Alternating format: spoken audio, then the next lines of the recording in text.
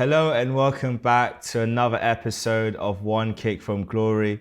I'm joined, as always, by Matthew on my right. Hey. So today we're going to have some fun with this week's episode. We are talking about the nearly men. Now, I know for my club, there are so many players that over the years, we had lots of high expectations for, high hopes for, and sadly didn't make it. We're going to have this as a little back and forth just to kind of list off some of the players that we've thought about over the years. But I want to start with you, Matthew. Who's the first player that came to mind when I sent this message to you saying, let's talk about the nearly men, the players that could have made it big for our clubs, didn't make it big. What name came to mind when I posed that to you? Fernando Torres. Ish. Let's start off with the big one. Let's start off hard, mate. It was Fernando Torres coming off of that, that spell he had at Liverpool where you watched him and he was an absolute devil every time in that box, scoring from every angle, scoring in every game. I mean, he especially loves scoring against us, which I think is why we bought him in the first place, for him stopping scoring against us. But I don't know what version of Torres that we got in return, because he was nowhere near as potent, he was nowhere near as effective, and nowhere near as, almost hungry to try and get and find that form that he had at Liverpool. Don't get me wrong, he did score a very important goal, that we're all going to talk about, back in Barcelona. But considering what we got at the time when we were the reigning champions, it was halfway through the January transfer window, and I think we're still kind of chasing down a second back-to-back title in 5 years. And it just came to nothing. We fell with a bit of a whimper. It was a bit of a dry year, considering you had Didier Drogba, who won the Golden Boot previous year, and Fernando Torres in the same team, and you couldn't even master that much of a title defence. So, and let's not forget the elephant in the room. At the time, guys, 50 million was a lot of money. It still is, but when you're getting that for Fernando Torres, you're expecting kind of something in return. It could have been one of the biggest bargains of the century, because I don't know how much they paid Atletico Madrid for Liverpool, how much they paid for him to get him there a couple of years previously. But and I think he never, even when Drogba left and he was our kind of main striker, he still never got out of that shadow, and we replaced him with the likes of Demba Ba and Samuel Eto'o, for crying out loud. So it's almost as if, whereas you're not enough, despite what the legacy you've left behind in Liverpool and even at Atletico, an exciting young Spanish striker who was quick, who could head, who could shoot, who could create, being replaced with, one hit wonder Demba Ba from Newcastle, and an aging Samuel Eto'o is going to do anything to anyone's confidence. So despite his trophy haul, really and truly behind the scenes, it was a bit of a letdown.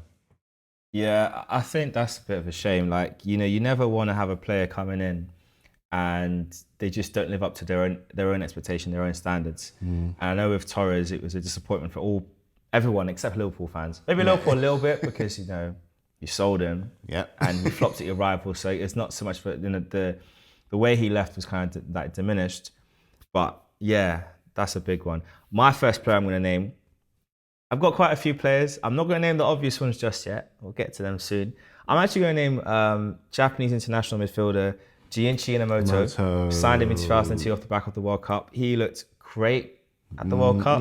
He never landed at Arsenal.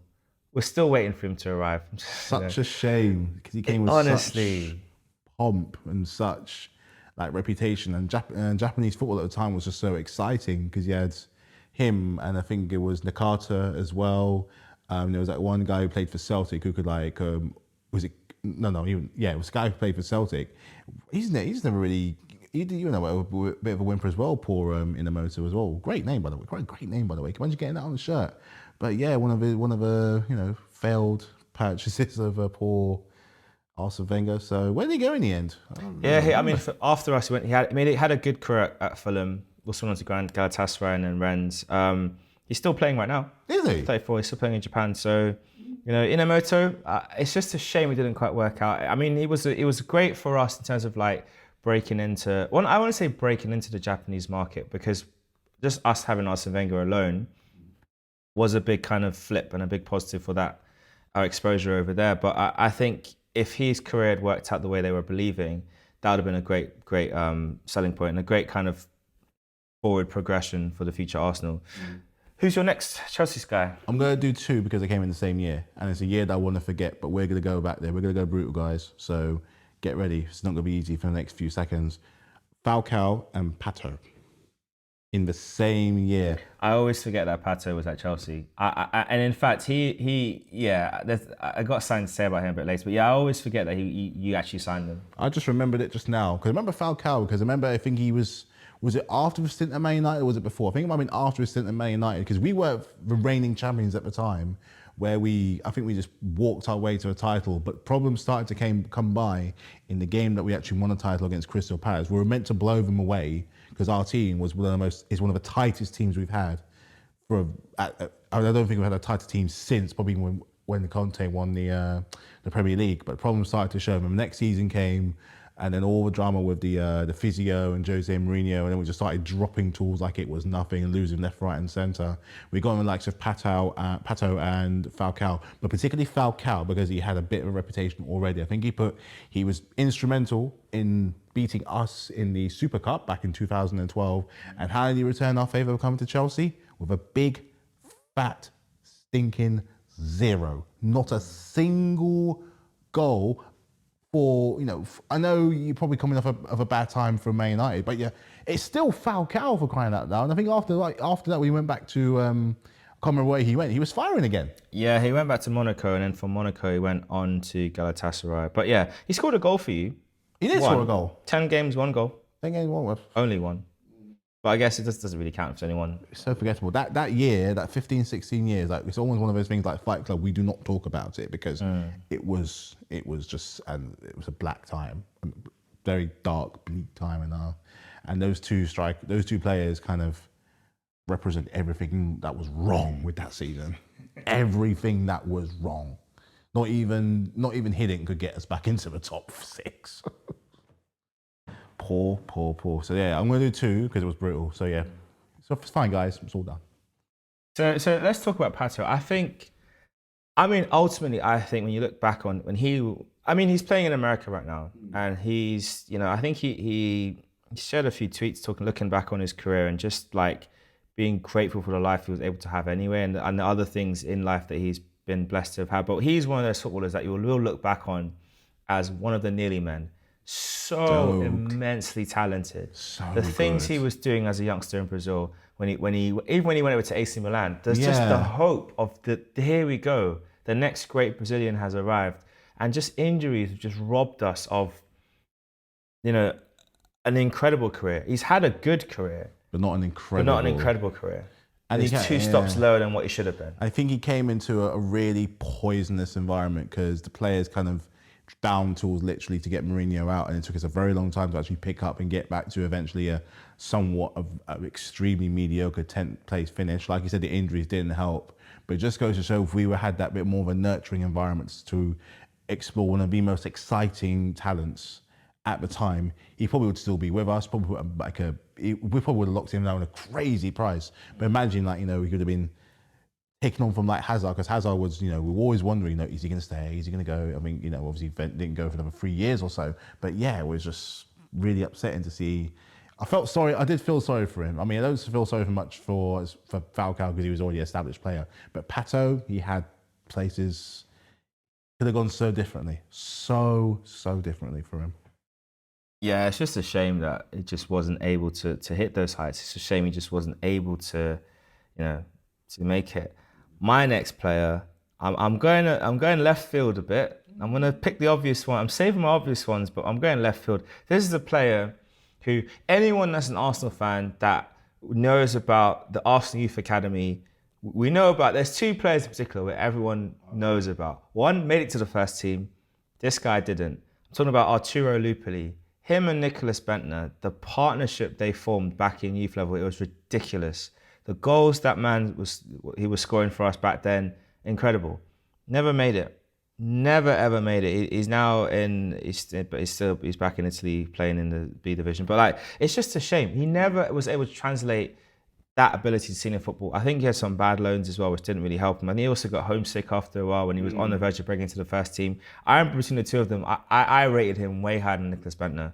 And in fact, when Bentner got to the first team before him, I was disappointed. I thought, come on, Lupoli is way better. But hey, Arsene knew better at that point in time. Yeah, that's mine, Arturo Lupoli. Good old Bentner. Didn't he come say? Didn't he was like saving himself as like Barcelona and Real Madrid at one point? He was saying himself as like one of the two best teams in the world. I mean, Bentner. Yeah, Yeah, Lord Bentner. Shout out Lord Bentner. I mean, he was. I mean, he was decent.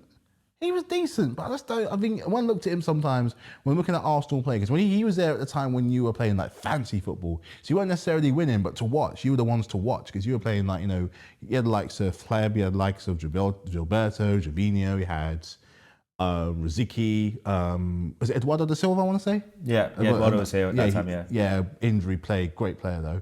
He was there at that time. I just look at him thinking like you're a bit stiff, like almost like you should be playing with somebody else.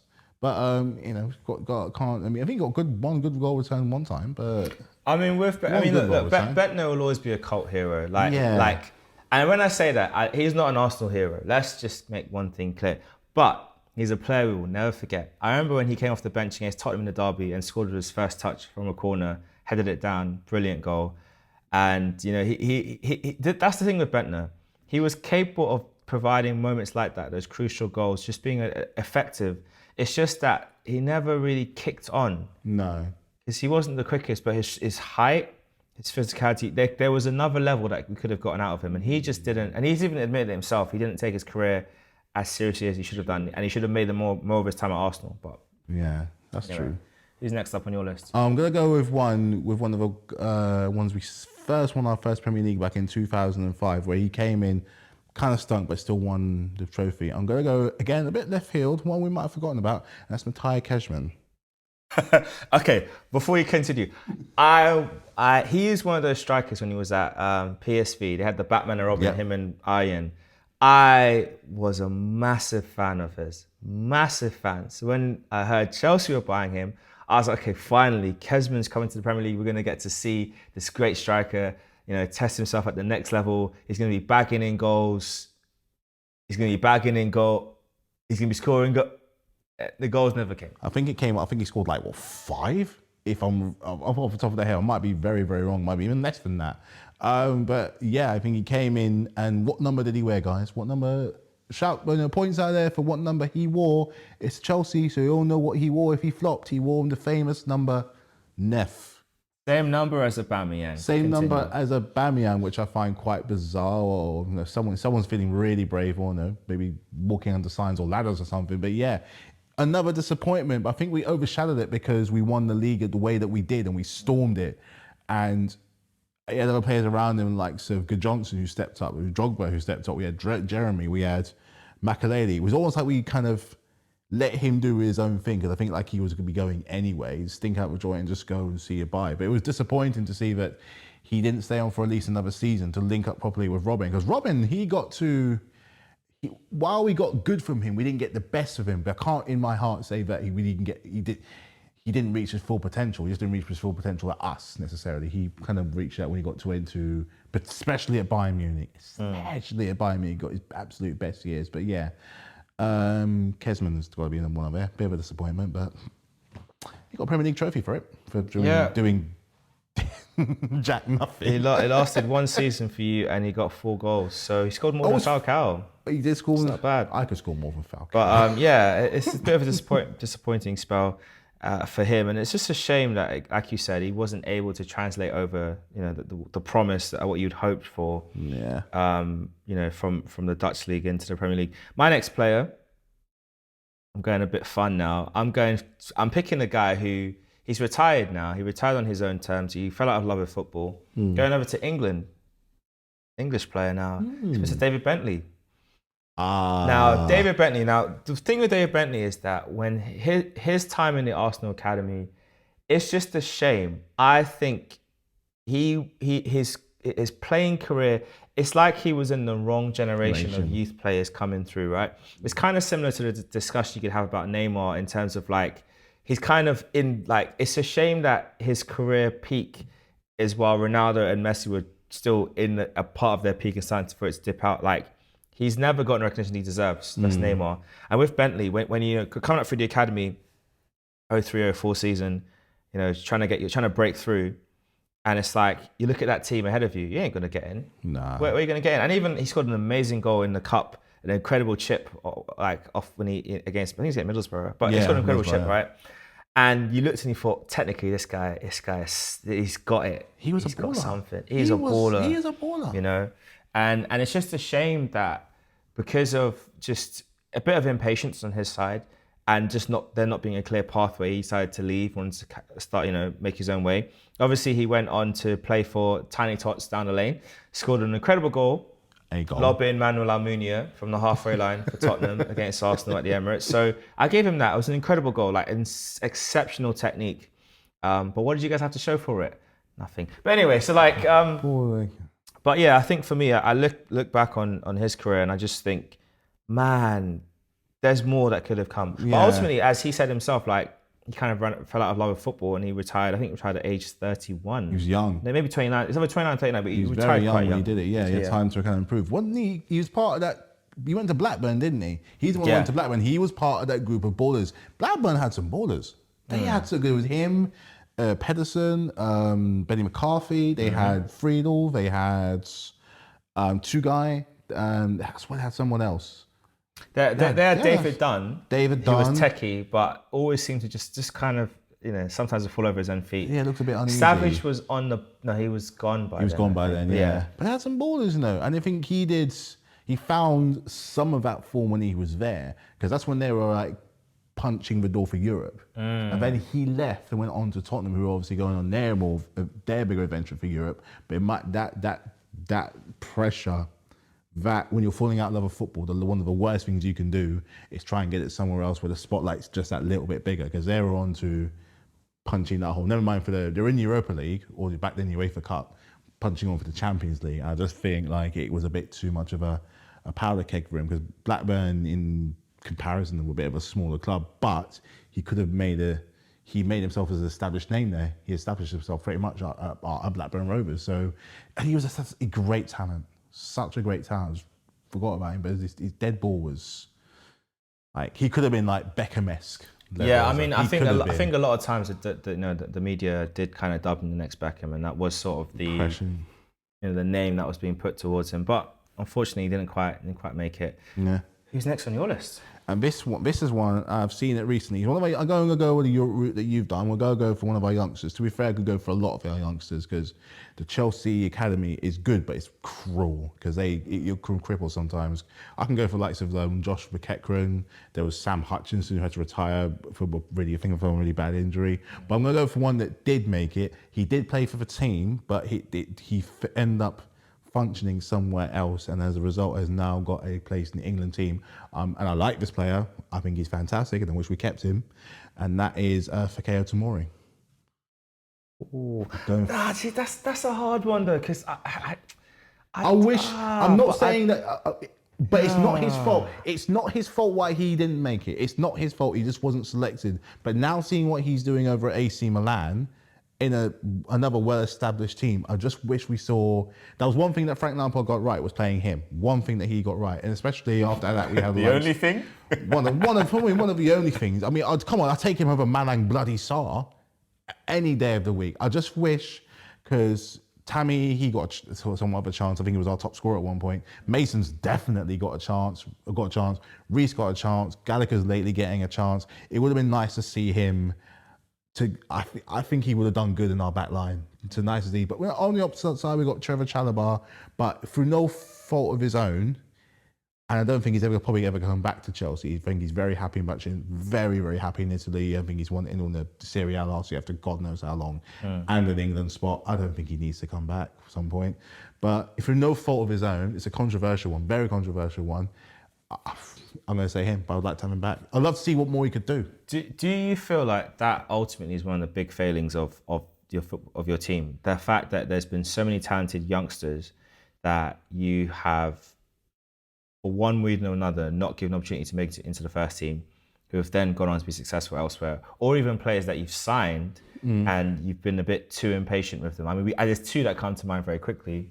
Maybe they will come up later, but do you feel like that way, that your model as a club needs to change now for what you want to do going forward? If we're going to go along the line saying we have the best academy in the world, we need to start proving it. And for one point, a couple of years ago, we did. Because at the time when we couldn't sign anyone, we lost our best player in Eden Hazard, and we still had some aging stars around him. I like to think we got what, a cup final and top 4 finish with nothing but of our youngsters. Of course, they're going to make mistakes. They're going to be impatient.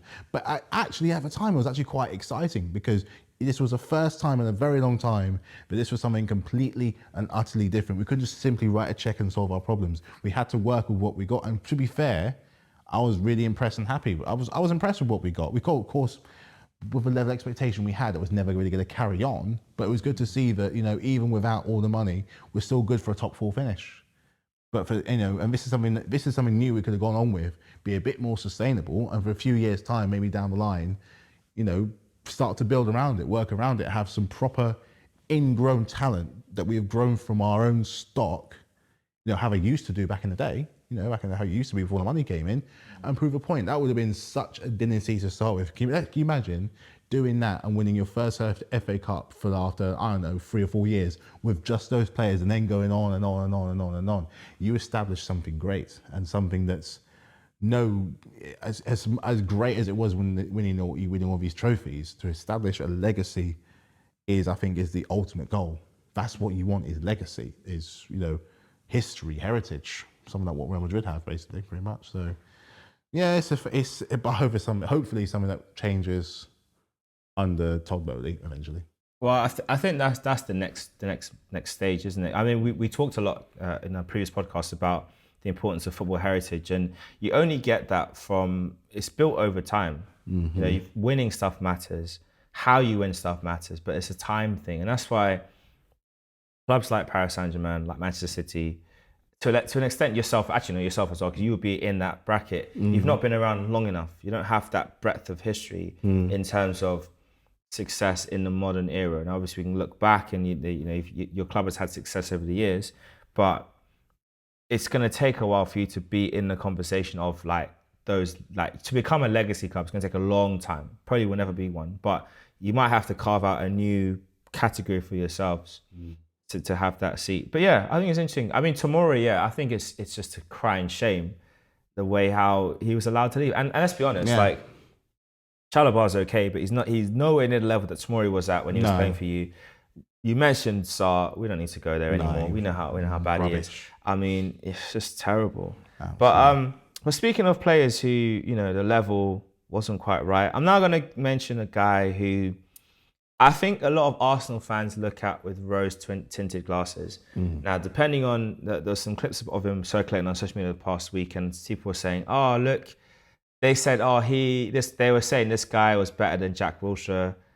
And I was like, no. Man, I'm talking about is Abu Diaby. A player that I have a lot of time for. And it's a shame that he got those injuries. They messed up. Like that Dan, your last name's forgotten. Irrelevant Dan. From Stoke. That Sunderland, he broke his ankle the first time. He's now not working. He's not a footballer anymore. But that first tackle and everything went downhill from there. I think Diaby was a player that, let's be honest, when he was fit... He was a monster. No. He was good. Hold on. No. Hold on. No. When he was fit, he was so frustrating because he was so unpredictable. He would have some games he would play like a donkey, and the next game, it's like Vieira 2.0. So that's the issue. So that people talk about the Liverpool game, when we beat them 2-1 at Anfield, and Cazorla scored.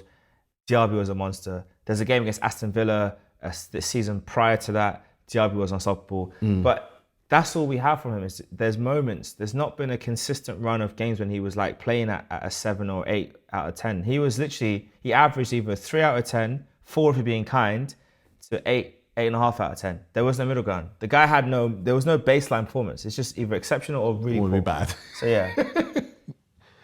He was. I think he had that. I think the whole Vieira thing, he had the look of Vieira really and truly. I think it's like he almost modelled what he did after Vieira. But I remember that tackle and just never... Didn't he have another really bad injury after that as well? Or just kept on coming? It was just continuous niggles. So after the ankle snap, it was just continuous. I mean, he had injuries on both legs, all the different muscles and bones. And he just had injuries, all like foot injuries, bone injuries, muscle injuries. He just had so much surgery, so many injuries. And I mean, I think even a good game that he played for us was against the 06-07 Carling Cup final, Arsenal-Chelsea, where you guys won. But Wilshere scored, not Wilshere, Walcott scored an incredible Omri-esque goal.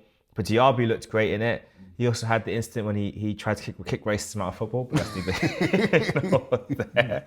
But yeah, like a player that unfortunately never had the career that he should have had. And that's through injuries. But yeah, he's definitely a Nelly man for me. But yeah. Ball bugger as well, man. I had my next player. We going to my next player? Yes, I did. Oh, who was my next player? I had it in my mind. I think it might have been more of a, all right, I know, because he had 2 spells and nothing came from it. Let's go obvious again. Lukaku. Oh! Let's do it. Let's go for it. Were you waiting for it? Were you waiting for me to say it? Lord, Two spells. The first one wasn't his fault. The second one very much was. He came in 2012 and he was 19 and he was built like an ox. He was like, we are modeling you on the next dropper. He was an absolute monster. And that's kind of, I think, was where the issue was. I think, again, you had Torres, who was filling in that Drogba role, and then you had him coming in as a new youngster from Belgium. So striking wise, yes, we had 2, one certified and one rookie. But unfortunately, it was a case where we got exposed to the team that we really were after winning that Champions League. We're running on pure emotion. Everything was on our side. And we got turned at the first opportunity we had in the Super Cup by a much better team. And it's just the fact that in between time, whenever he's been our player, he's had better stints everywhere else. When he was on loan, he had better stints at West Brom. He had better, and particularly at Everton. Then he went to United and so. Then he went on to Inter Milan. Then we bought him back 10 years later, thinking things were going to get better. It didn't. It's almost as if it seems like the one place he can't really seem to land it was at Stamford Bridge. And I remember it started off well when he came back. He scored in his first game back. He was scoring a few goals. Then they just stopped coming. It's like he rode that wave and thought, oh yes, here we go. Titles come in, all good. And he went to Italy and did what he did. Now he's back in Italy where he likes it. So. But do you feel like his failure, because I mean, we talked about this on the other podcast, but do you feel like a lot of that comes down to the manager who's not there anymore? But do you feel like the manager could have utilised him a lot better to get more out of him? I don't think while he didn't want him, it's best, you don't want to want a lot of things, but at the same time, he spent £100 million on a striker with enough talented players to try and find this man. He's a big ox of a guy. Someone's going to find him. You like to, and this is one of Tuchel's problems, was the plan B. What was the plan B? The plan B was to just pass around and wait for the game to kind of peter out, even after scoring only one goal, which never worked and didn't work yesterday under a different manager, but oh well. It would have been nice. I think on both counts, I said this before, where Lukaku could have been that little bit more creative with the players and the system that we had, because they weren't necessarily always playing to his strengths, because we always seemed to have goals coming from everywhere else. Where the last great striker we had was Costa. We always could normally able to find him. It almost as if like he was stuck back in the San Siro every single time. And Italy, England played different styles of football. But I think Tuchel, I think he made a mistake there. I know he's not the striker that you want, but he's the striker that you got. So, it's not every day you're going to get a Haaland. By the way, shout out to Haaland on that goal yesterday, the pass and the goal. We can't ignore that. We cannot ignore that. Am I jealous? You're damn right I'm jealous. Damn right I am. 2 spells of Lukaku, nothing to show for it. Well, he did score in the final of the Club World Cup, but splitting hairs here. So yeah, Lukaku, never won and never lived up. Just us. And I think that's an interesting one. There's one player I'm going to come to who, like a lot of Arsenal, I mean, depending on like how old you are as an Arsenal fan, you'll remember this guy. But the name I'm going to come to beforehand is a player, and then I'm going to bring him up for a good reason. Mm-hmm. He's a defender, and when he first came into the club, we got him, I think we brought him in, and he had some time in the academy, but came to the first team. But when he first came in, he was very, very highly rated. Lots of promise. People were expecting a lot from him. He even got compared to the great Tony Adams, which is very high praise. And wow. I think you should be very careful when you compare a player to Tony Adams. But he met a man that changed his life forever. Not like that. I'm talking about Philippe Senderos.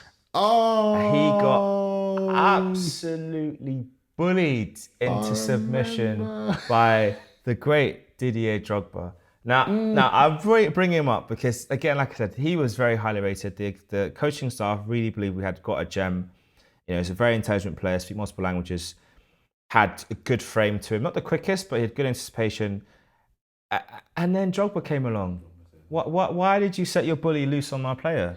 He likes scoring against. He likes scoring against Arsenal. Gosh, I just miss watching Drogba sometimes. Was it that game where he played? Was it the Emirates or was it at Highbury? It'd been Highbury. Highbury, the Highbury game there. But I always remember the Emirates one where he scored pretty much 3 goals. It was like Drogba versus Arsenal for such a long time. Oh no, Drogba didn't play at Highbury. Didn't he? No, it'd all be Emirates.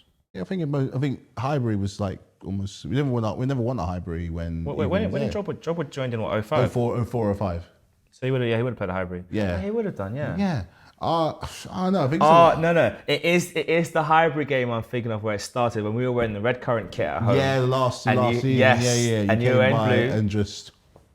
That was the beginning of the end for Felix Senderos, yeah. What a tank of a man. Oh, God, he was such a big shoe. That's how the thing it was. We only really, after Willie Drogba went, I think we only replaced him properly once, and that was with Costa. And even he got 2 Premier League titles, Carabao Cup to show. Could more have come from it? I can't, in my wildest dreams, I could not call him a flop, but it almost felt like it was another gear to kick, but he was too busy having a fight in an empty room with himself, so God knows what goes on there. Oh, he's back now, back at Wolves, so we'll see how he goes. You know what, I think that's actually a really good signing. I think it's a great sign. I think he's just the kind of, he's a character that suits the Premier League to the absolute T, a nuisance, a bother, a pain for defences. I don't know when we're playing Wolves, but we don't like playing Wolves anyway, and now we're definitely not going to like playing Wolves. I'm not looking forward to it at all, but yeah, I can't really say. I don't know what you want me to say about the whole Drogba Arsenal thing. It was great. No, I mean, it was great for me. It was great for me. I was just referring to it because I feel like Senderos' confidence got knocked for a sixpence, and then he never recovered from that moment. And I remember every time going forward when Drogba could just smell the fear on him. He would just stand on him and be like, "Yeah, you're not having a good game today." And within the first 5 minutes, you knew Senderos is gone. Take him off because he's not competing. Drogba would beat him in the air, beat him on the ground, beat him with the strap. It was terrible. To watch him was quite a science experiment. Like just how a specimen like that could just put the absolute fear in so many defenses. I mean, even Graham Souness, one of the very intelligent things he's actually said was on the lines of, if there's one guy you do not want to go against, it is Drogba. And you know what? It's true. I love the guy. I wouldn't want to play against him because he's just got such a strength, like a strength of his aura of strength about him. Whenever you see him, he just the way he carries himself on the pitch, especially when he's going forward, is that unique ability of taking on defenses. Like his numbers don't add up, but when you watch him, it's a whole different. He's a very much a watch player, because then you see why people sing and wax lyrical about him. Because even though his numbers don't make up in a final, if I want a final, I know who I want, exactly who I want. So shout out to him. What a great player. Who have you got next? So unfortunately, not all strikers do so well when they come. And this was before Drogba. We had another promising striker came in with lots of promise of what he was had to offer to us in the Premier League. This is when we had our new money. We were splashing the cash on God knows what. And then after this, we learned our lesson to where we're putting it. He had one of the biggest falls in football. The biggest falls. I am, of course, talking about Adrian Lutu. I thought you were referring to him. I didn't want to say anything to kind of throw off the scent. I knew you had it. Yeah. I knew you had it in mind. I had a little line about him. Yeah. You like that? I caught the second time.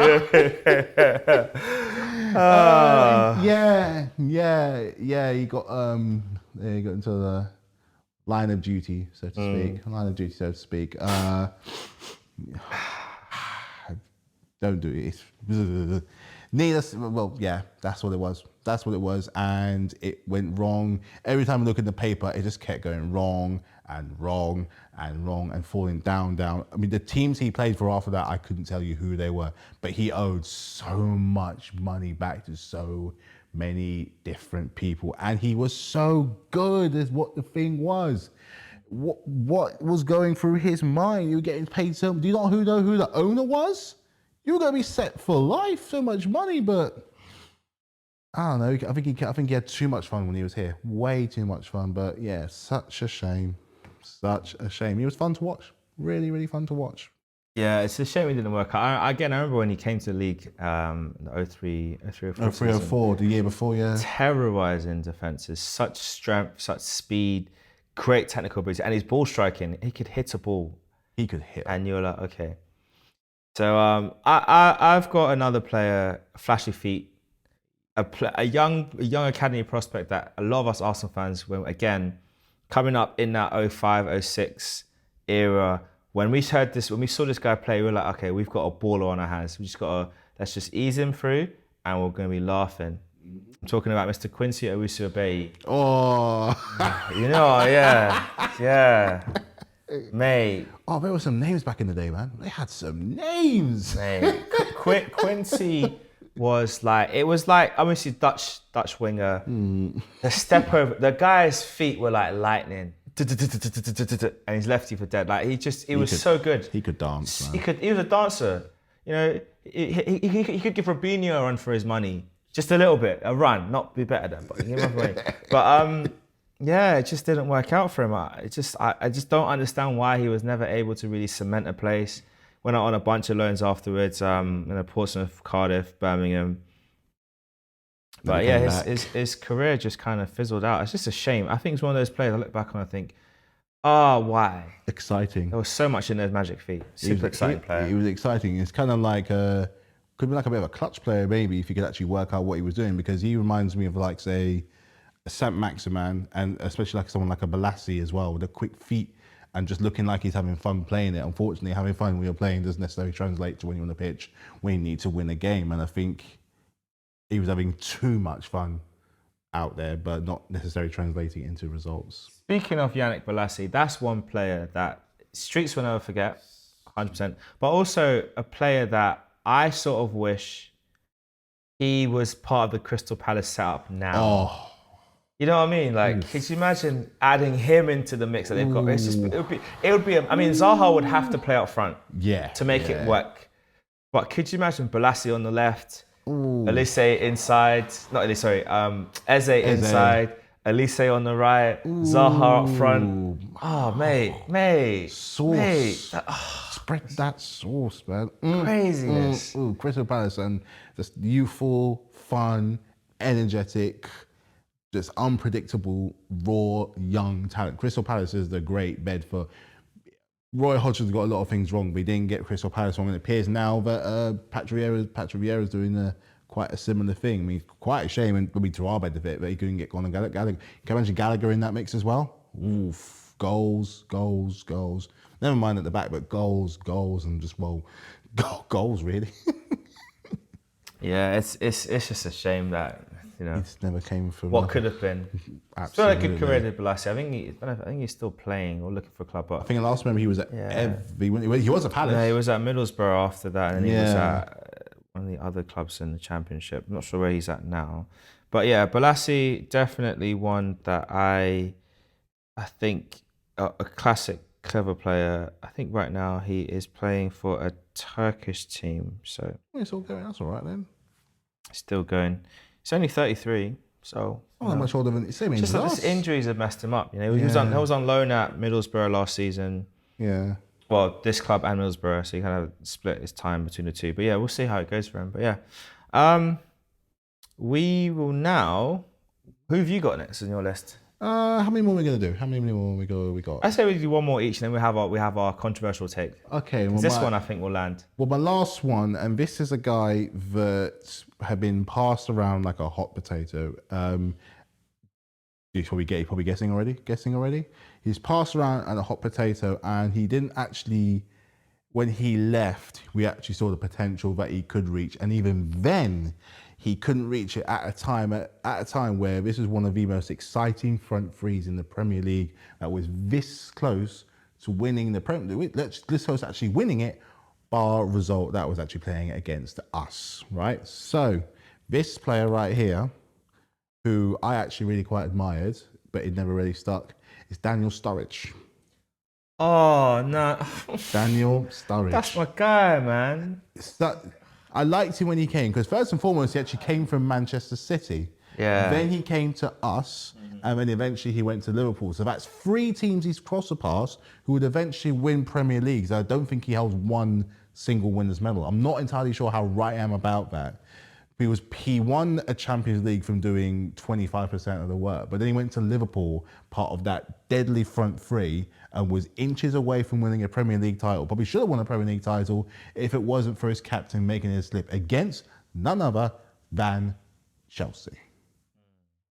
So if there's ever an example of someone who's not reaching their potential at 3 different clubs, never mind us, a painful one, it was him. And he was part of that kind of weird England fold that we had where he could have done just that little bit more, and it just never, injuries killed it as well. Then they bought the likes of Mane, which didn't really help. While he was Chelsea, he was good. He could never really lead the front line with the likes of Drogba being there. I mean, I know at the time we weren't expecting to actually win anything, but it was a lot to put on a young man's shoulders at the time where we didn't actually like playing young players. So it was kind of a bit unfair to be putting that on him. But like I said, he went on to Liverpool and actually, again, part of a properly deadly front three at Liverpool. So yeah, Daniel Sturridge is my last one. Yeah, he missed out on the title. Was part of the Champions League squad for you guys. Didn't play in the final, but he missed out on the title at Liverpool and at Chelsea. It's just a shame. But my last player, and there's so many players I could name for different reasons. I've got more, but yeah. But the one I'm gonna go for is another young player. This is a player that when we first signed him, or when he came again, signed him into our academy, came from Spain. All the hype. This guy's a new Fabregas. Oh, okay. He's gonna come in and do amazing things. And unfortunately, Fran Merida never landed at Arsenal. He never landed. I remember that he scored an amazing goal in the Carabao Cup. I think it was against Liverpool. But he just got, it was in the league against Liverpool. Banged the ball in the bottom corner. I was like, oh, hello. He's arrived and just didn't. I mean, another player I'm going to name as well. Still playing. My last. He's in the MLS now. Yeah. Carlos Vela.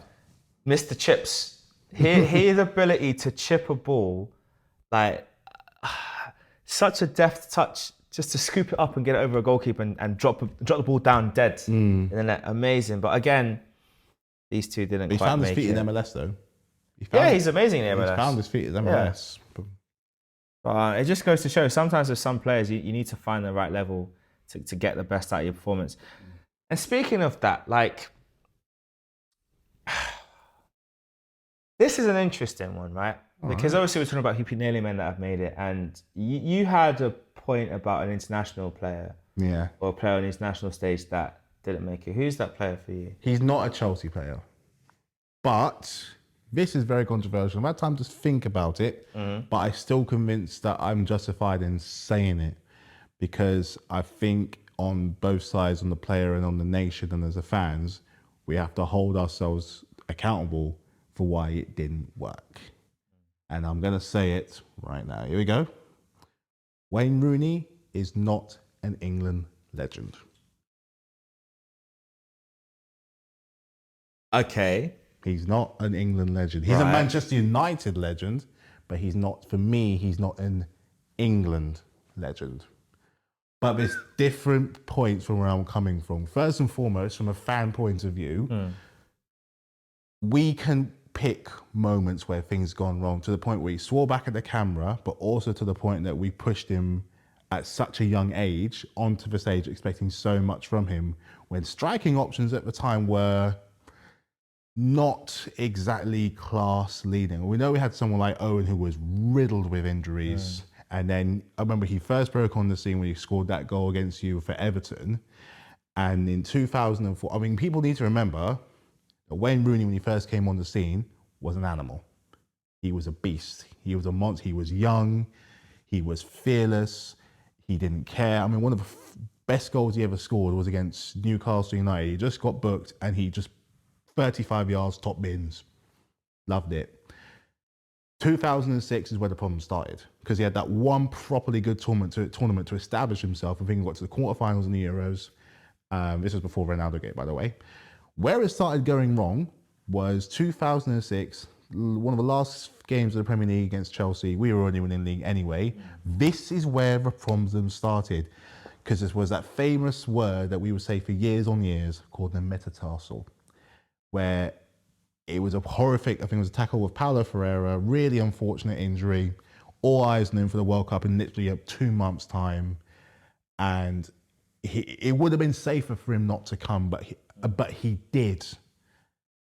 At what point do the FA or us have that kind of like take on that responsibility for forcing on? I remember he's still young at that time. He's still very, very young, coming into a Manchester United team, doing really, really well. At what point do we take responsibility for pushing him on there? Because let's be honest, after that, can you name many tournaments where he's actually delivered when we need them to? Yes, he's got us there. He's made the appearances. He scored some of the great goals to kind of push us onto that stage and get us to the tournament in the first place. But let's be brutally honest, from 2004 to 2016, which was his last tournament for England, if I'm not mistaken, in that gap, what came from it? What progress had we actually made? How did we get any better? I think we only made the quarterfinals once or twice, and then sometimes we didn't make it out of the group stage. And there was an embarrassing game against Iceland. Again, I'm not saying it's all his fault. There's all kind of things around it, but I just think like how we hold people to a certain standard. Did we hold him up too high? Was he the best at the time of what we'd got? Did we expect too much of him, or did we make him the team?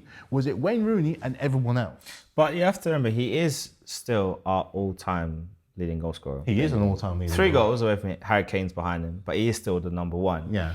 And I think he's like top 3 appearance holders as well. So like, that takes a lot. I think it's an interesting take. I just feel that if you're talking about someone that could have delivered more on the international stage, he's a fine prime example. Numbers wise, yeah, his appearances and his goals, absolutely. But should more have come from him? Absolutely. And look at the team around him at the time. We had like your Drogba's, your Lampards, your Ferdinands, your Joe Coles, your Crouches, your Paul Robinsons, and we can name Campbell was still there, Ashley Cole, John Terry. Such a high standard, winners in every single position. And I think that's maybe what it is that with that golden generation, we got nothing from it. And now, however you feel about Gareth Southgate, I personally think this is his last tournament. He has to deliver.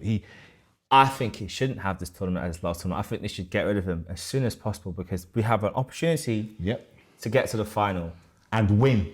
Potentially win it, but I'm not backing England for this tournament for multiple reasons. I'm backing a team in yellow this summer, winter. Number six? Number 6? Yeah, I mean, for me, this is now his last tournament. He needs to learn his lesson, his mistakes. Because for all the good he did last tournament, he got a lot wrong. And the Nations League has not shown much promise. This, for me, is... it hasn't. We got turned by Hungary 4-0. I don't know, man. I don't talk about that. But yeah, we're playing players from all teams, not just the established teams, like your Chelsea's, Arsenal's, and Liverpool's and stuff. We're now playing players from all around other teams around that want to play for their country and actually want to show some kind of effort. And in 2 tournaments alone, we've seen the semi-final and the final. And if you look at the Nations League as well, plus so much more variety of player that we can actually go for. So if Harry Kane's out, we can go for Ivan Toney. If Pickford's not being picked, which he hasn't, we can go to Henderson, we could go to Ramsdale, we can go to Pope. We got all the right backs, all the right backs, too many right backs. Maybe players wing backs, midfield options, forward option, defence options. It never felt like back then when Rooney was part of that fold that we would explore any other option apart from him. Maybe that's what it is. Maybe it's not so much with him. Maybe it's just the fact that the lack of options that we just refused to acknowledge. I just remember another striking option was Defoe. Yeah, I mean, yeah, we had Defoe back then. Yeah, we had I Owen. mean, you had, thinking about the tail end of his time, you had Sturridge, you had obviously Vardy, Yeah. towards the tail end of Rooney's time. I mean, there's so many strikers that never got an opportunity.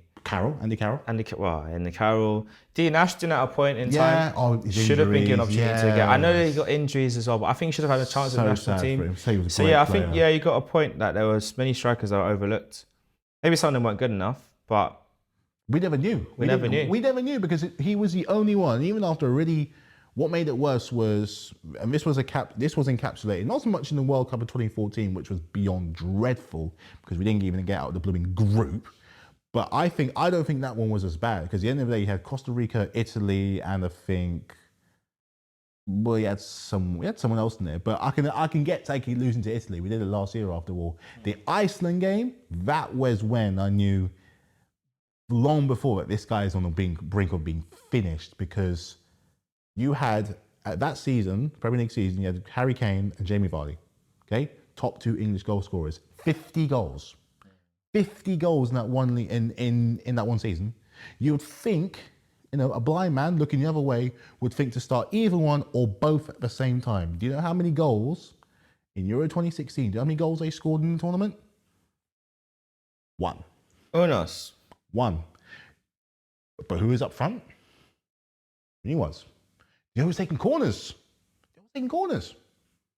Harry Kane. Yeah. And I'm blaming him for a lot of things, but there is. I don't think it's all his fault. I think around him, especially the FA, had this boner on him lifting a trophy. But I don't know. Maybe it's just, probably I'm being harsh on it, but yeah. Well, I think it's an interesting place. I had my reasons though. I had my reasons. Yeah, and I think you've presented a very good case as to why. Very good case. I think we'll call it a day. At that point, do you agree that Wayne Rooney is one of England's most overrated players? What was your? Didn't live up to his full potential for his country? If you do, let us know. Thanks for watching and listening, and we'll see you all next time. Peace out.